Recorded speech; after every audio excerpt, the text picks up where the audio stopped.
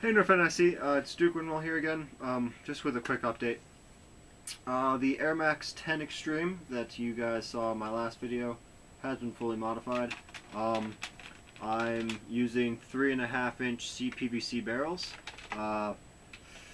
That's because, one, I don't have Petchy, don't feel like buying Petchy. I have some CPVC in my closet, so it's easier that way. And they're not longer because I can't make it rear loading. I still have to front load this because if you do make it rear loading, you're destroying the air seal and you're going to get horrible performance.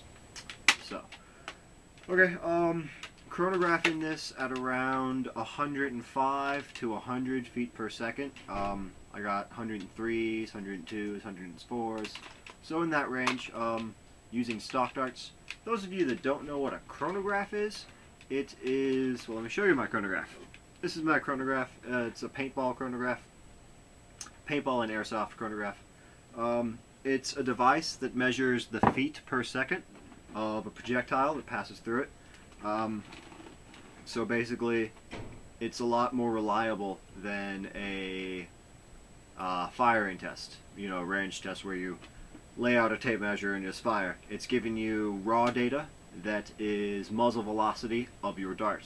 I always chronograph with stock elite darts because if I were to use a slug or a Stefan, it would be different for each individual ammo type, and you guys wouldn't know the data because it would vary.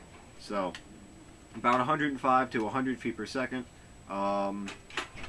It's a great blaster. I'm loving this. I like it even more than the Air Max 6 because it has 4 more shots. It fills in 3 pumps, fire, fills in 3 pumps, fires. It's a great blaster. Pick one up, do the mods. Internally, let me just quickly go over it. The vinyl tubing connecting the pump to the air tank has been replaced with a higher grade that can withstand more pressure, because it will burst on you if you just try and do this. Plugged the overpressure release valve. I reinforced the pump shaft. I sheathed it in 17/32 brass.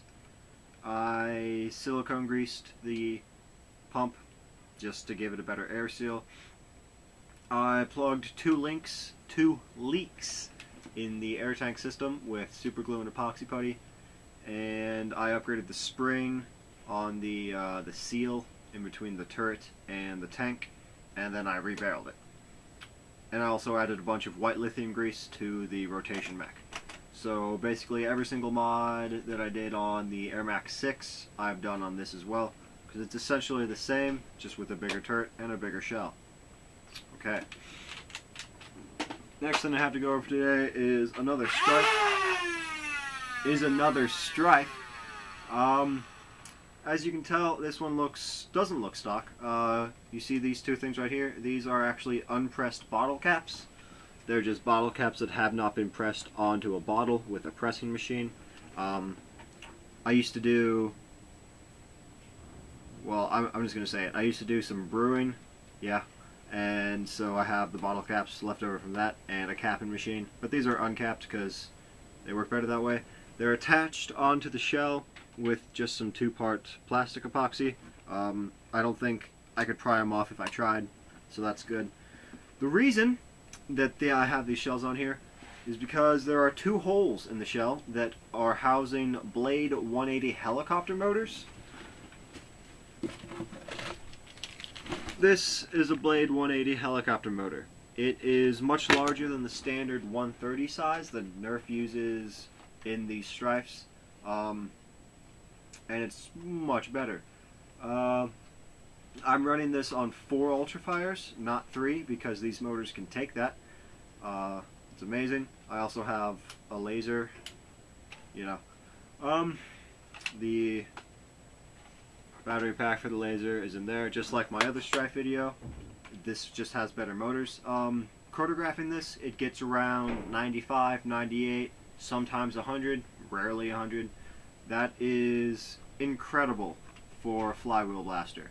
With the rate of fire it has, it's just ungodly. It also sounds ungodly. It's louder than my vacuum cleaner.